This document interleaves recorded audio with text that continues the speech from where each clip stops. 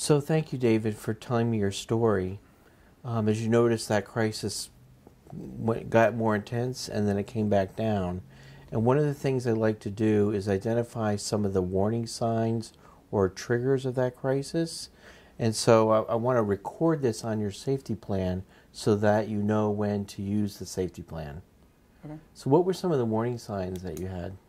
I guess, like I said, when I heard about the test score and not being able to make the grade, I just felt like a complete failure, and it just was, I don't know, it was just like so overwhelming because I put out my best, and it was, the fact that I didn't get the results I was looking for, it's like, what good am I, and I thought, like, the first thing I thought was, like, my parents are going to be so disappointed, like, I can't tell them, so I was feeling overwhelmed and just anxious about that, and I was just so ashamed that this was the way things turned out. Yeah, that's a good summary. So let's list down specifically what they were. Sure. What do I put on the first line here? I guess when I start to feel overwhelmed or anxious. So overwhelmed, anxious. Or ashamed, even. Ashamed. Yeah. Great. So you had those feelings. What else? Not being able to tell my parents. I'm usually, like, very open and, can talk to them about anything, but I feel like whenever I feel like I can't, when I need to shut down and I feel like I can't share those things with them, I think. So I can't tell my parents? Yeah. And what else? And just overall feeling like a failure. Feeling like a failure. So whenever you have any of these warning signs, you'll know to look at your safety plan. That's a cue to you to use it. So the first thing I want to talk about is when you go to that dark place, you're feeling overwhelmed, anxious, ashamed, having these other thoughts, and maybe feeling like giving up. That's when you use some strategies to help you get through the crisis or keep it from escalating. So what I'd like you to do is think about some things, see if we can brainstorm some ways that you can identify some strategies that's going to take your mind off your problems, kind of get away from that crisis for even a little while. What have you done in the past that's helped you deal with a crisis like this? Well, I guess in high school, whenever I was feeling kind of down and dealing with this kind of stuff, I used to sing in a choir. Okay. So I'd like to, just go off and sing by myself. What do you like to sing? Like top 40s stuff, classic rock, that kind of Okay. thing. Yeah. So I could say singing top 40? Sure. Sounds good.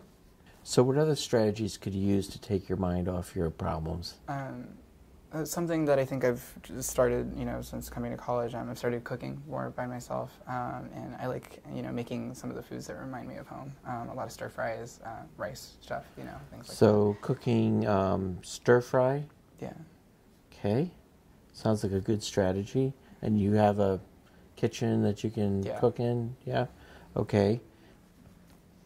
So what other strategies could you use to distract yourself from the crisis, you think? This is sort of new. I discovered it freshman year in a class, but there's a pottery studio just down the street from my apartment that, I can go down and sort of throw pots for hours, and I don't know, it feels good making something. And is that something that you could do at any point or is available? Mm-hmm. That sounds very good. So let's put down pottery.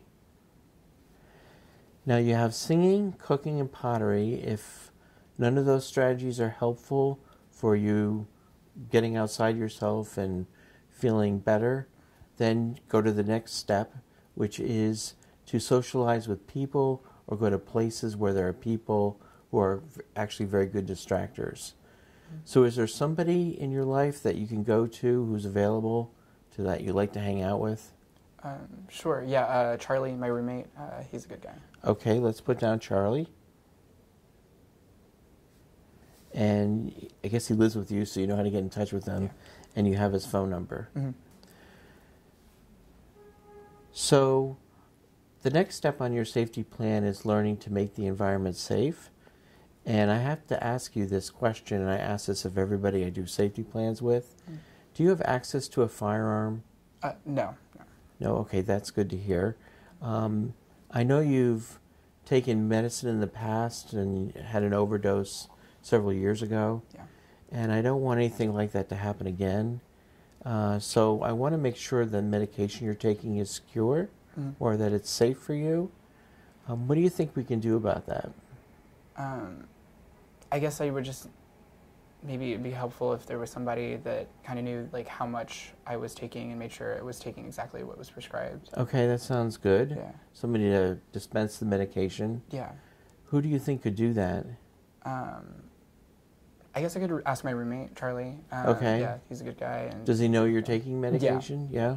So I'll write down, give the medication to Charlie.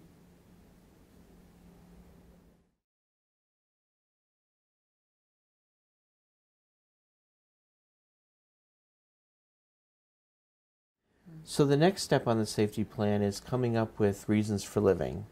Okay. This is important so that it gives you instill a sense of hope and meaning in your life and something to go to when you're feeling in crisis. So can we come up with 6 reasons for living? Sure. My family, I think. Okay. Anybody in particular that?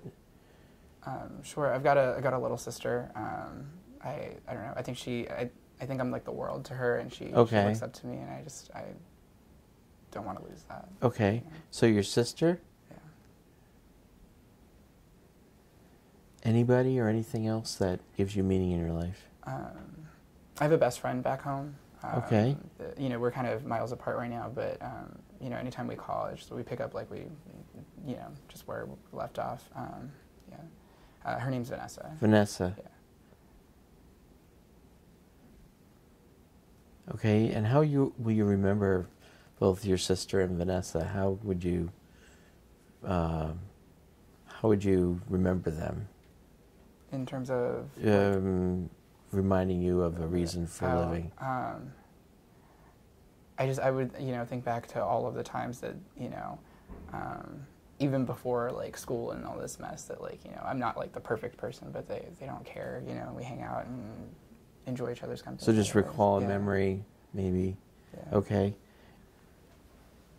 So David, what other reasons do you have for living? There's a lot of things I haven't gotten to do yet. I have some family in China that I haven't seen and met before, and I'm really looking forward to going out there at some point, taking a trip out there. So taking a trip to China? Yeah. That sounds like fun.